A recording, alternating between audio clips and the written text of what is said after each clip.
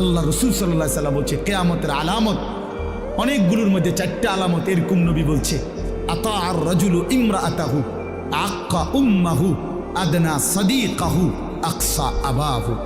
নবীজি বলছেন এই 4টাও কিয়ামতের আলামত। একটা হলো ব্যক্তি তার বউয়ের গোলামি করবে, মার নাফরমানি করবে, বাবাকে দূরে সরায় দিবে, বন্ধুকে আপন করে নেবে। এই 4 স্ত্রীর গোলামি করবে, বেডি যেটা কইডে বেডি কবে সান এটা সান।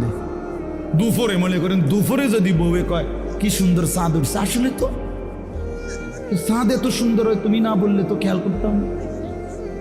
বুঝেন না মুখ বুঝায় কয়টা দুপুর 12টায় চাঁদ। আরে বলো কি তুমি না বললে তো ভাবতেই পারতাম না যে চাঁদ এত সুন্দর হয়।